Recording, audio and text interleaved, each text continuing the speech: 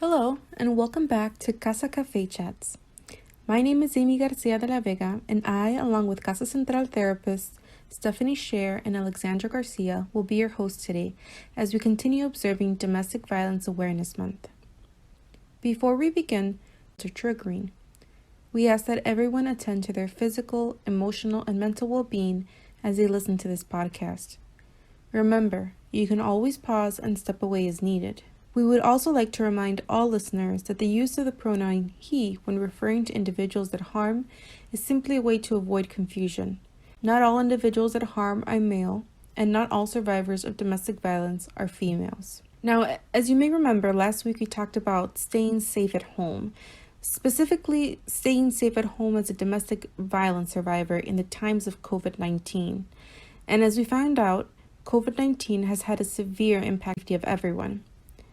Domestic violence is based on the need for power and control, and it presents itself in a cyclical pattern of violence that goes from tension building to acute abuse and then a honeymoon phase, and so on.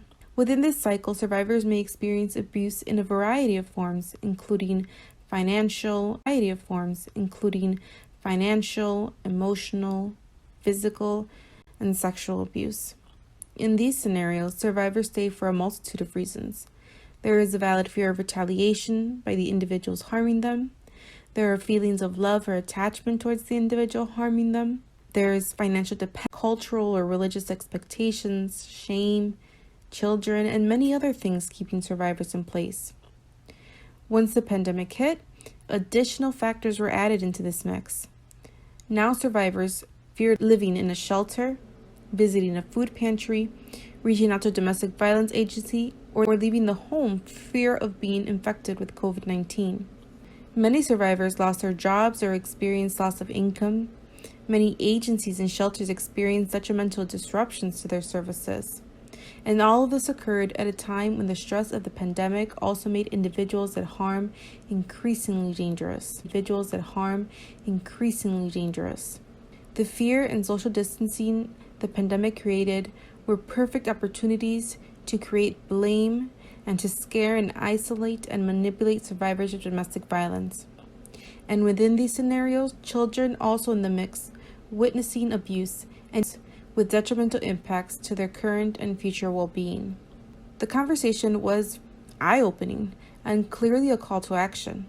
With the domestic violence being an issue that affects all of us, and with increased domestic violence in the times of COVID-19, we explored ways in which to engage and assist survivors safely. These included believing and validating survivors, assisting with safety planning, volunteering, donating, and many other possibilities.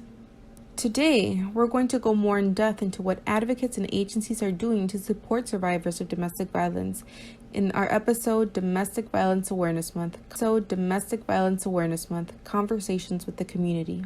With us today, we have domestic violence advocate Maritza and legal advocate Tere Lozano, who will help us better understand the aid and processes available for survivors and how these have changed in response to COVID-19. So before we even get into the legal things, I really want some domestic violence agencies.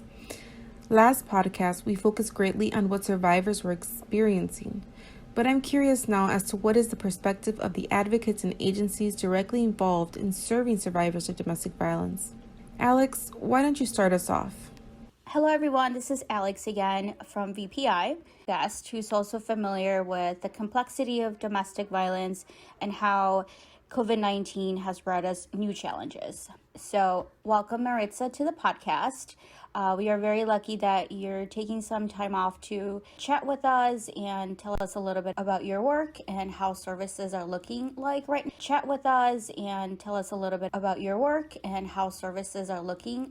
now. So if you could share with our listeners a little bit about yourself and what kind of work you do and how long you've been doing this work. Hi everyone, my name is Maritza. I am a domestic violence counselor and advocate for victims of crime for over 10 years and serving survivors of domestic violence in Chicago for approximately 7 years. I began as a court legal advocate in Cook County, and currently I am a counselor and facilitate a counselor and facilitate a support group. My day-to-day can change. It's unpredictable. I can do a lot of counseling one day, crisis intervention, the new client, and some days do more case management, such as advocacy, letters of support, things of that nature. So it really depends on what's going on in my caseload and my clients. Thank you, Maritza, for sharing with us a little bit about your work or the work that you do in this field, and then also for walking us through what a day looks like for you. It sounds like your day is shaped and informed by the needs of your clients and how the services that you provide take different forms. And now I'm wondering, since COVID-19, has that changed at all? The way that you now provide services to your participants? My work has changed since COVID. I'm currently mainly working from home and providing services via Zoom or telephone, at times in person, such as they're still with their abuser and are unable to speak to me over the phone or join through Zoom. It's obviously puts them at risk. So for those clients, we definitely do provide services in person. It sounds from what you're sharing, Maritza, is that there's more risk involved and how there's a need for you to be more flexible and maybe even creative when providing services. And have the needs of participants changed since COVID-19? The participants since COVID has changed in many ways. To name just a few are, loss of employment, which most of the time is their main income. Court cases such as divorce and child parentage cases are postponed. There are limited amount of legal aid available due to the amount of emergency order of protection cases in need. And I feel that because of that, it does leave a lot of survivors vulnerable and having to, further be exposed to abuse with their abusers are taking advantage of that. So these are just a few things that I feel has impacted survivors since COVID. What I'm hearing is financial instability, limited legal assistance, which is putting family and survivors in vulnerable positions. So can victims or survivors access your services at this time? Yes, survivors can call our 24-hour hotline at 773-278-4566 to seek emergency shelter, counseling services, or legal advocacy services. They can also email us to schedule an appointment at info@cawc.org to access our services. What would it look like if someone shows up to your agency seeking services? Could you walk us through what a victim or survivor should expect when accessing your services? We have a walk-in crisis center in Humboldt Park inside the Association House building at 1116 North Kedzie. Counselors are available Monday through Thursday from 10 a.m. to 4 p.m. This may change depending on the pandemic and if there is a stay-at-home order by the governor. But currently at this time, we are accepting emergency walk-ins. We are taking safety precautions, such as taking clients' temperatures. We're assessing ourselves before we go to work, and assessing. Or that I'm wondering about is, what would you say is the biggest need at the moment? I feel the biggest need at the moment with survivors is emergency shelters. Because of COVID, a lot of shelters, I think, aren't at their full capacity. That and affordable housing. Thanks for sharing that, Maritza. And I guess, what can we as listeners or professionals do to support your work, or a victim of domestic violence or a survivor of domestic violence? I think to continue to promote domestic violence, and having Domestic Violence Awareness Month is great. Also, as professionals, I think if you work with families, becoming 40-hour trained, I think even judges should be mandated to be certified.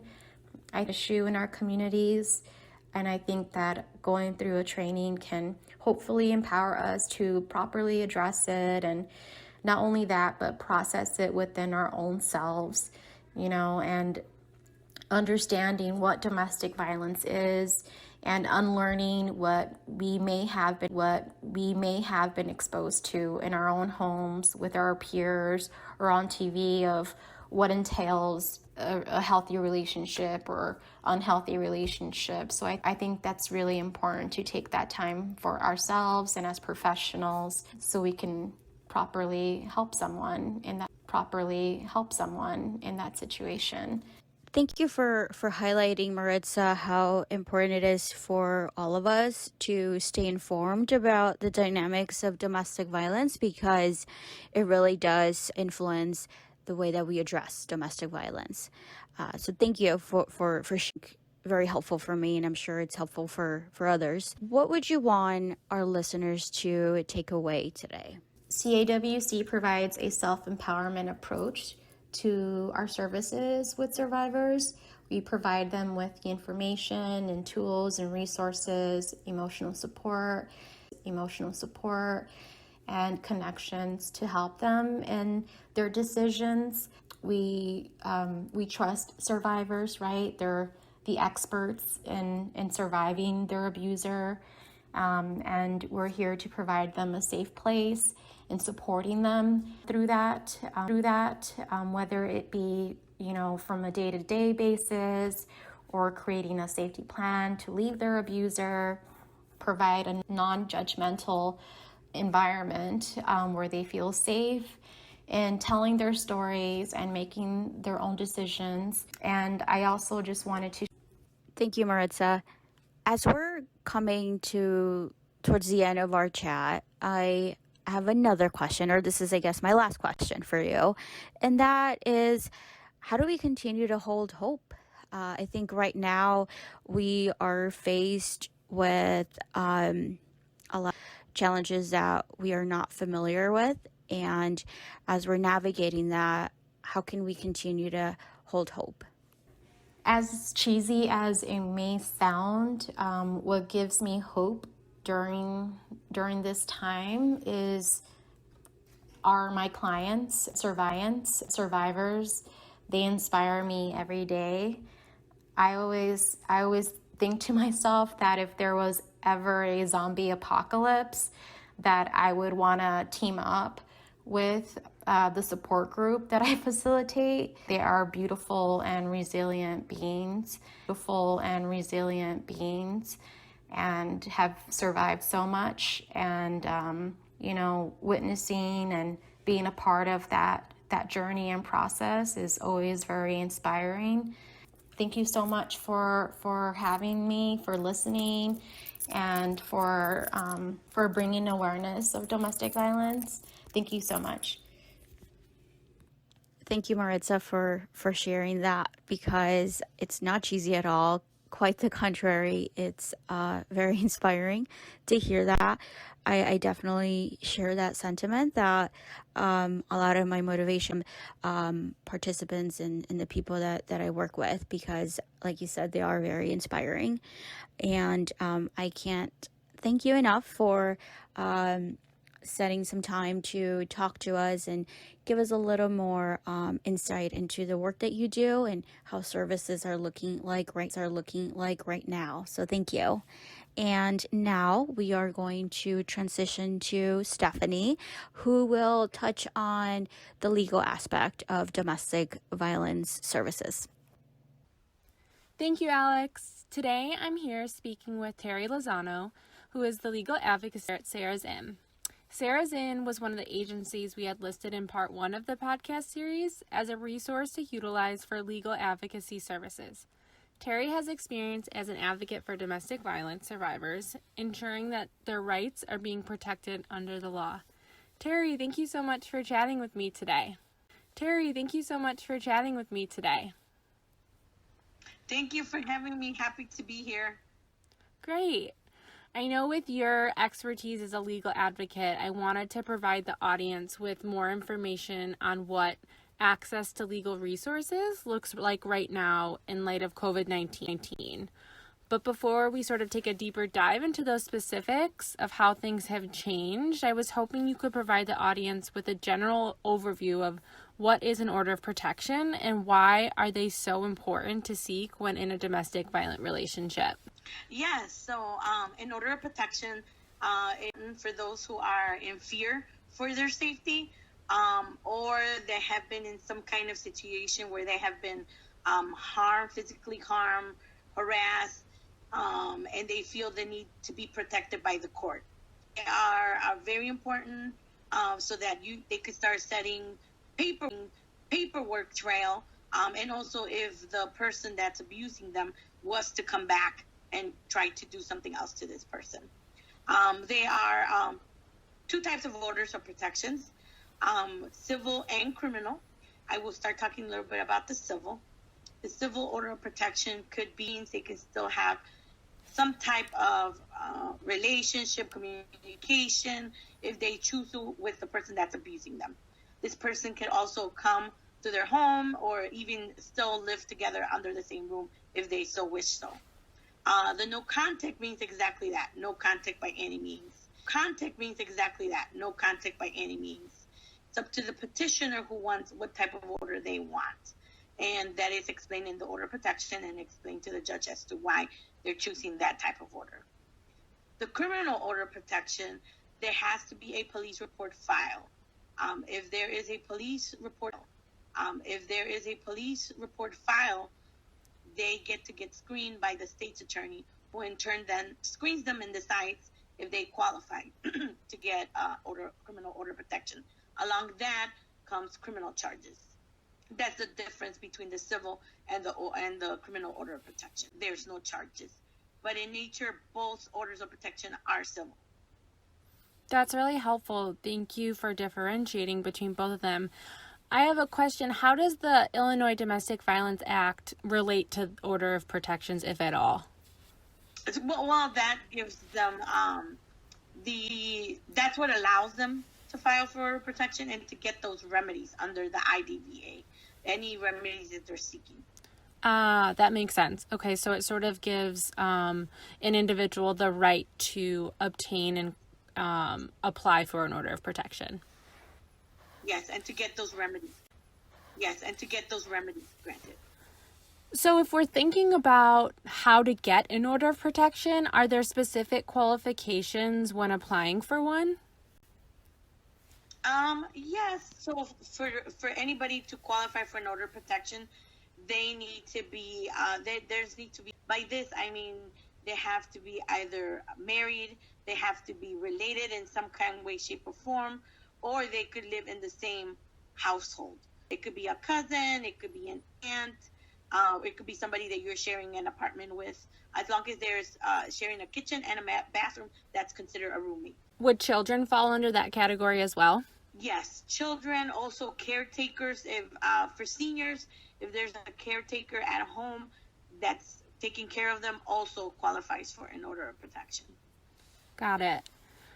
So then if we're thinking about legal access and the process to get process affected by COVID-19, and if so, what does that process look like now?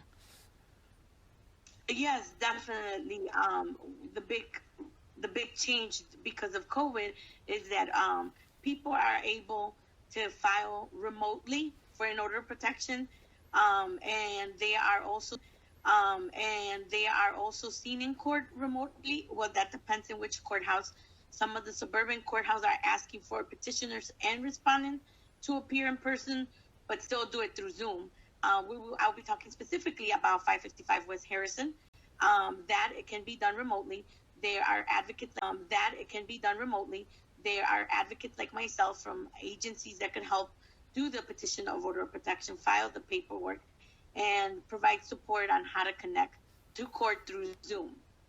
Is there ever issues where participants don't have access to maybe a cell phone or a laptop and could have joined with those remote measures? Fortunately, in our case, we haven't seen anybody that hasn't been able to do that.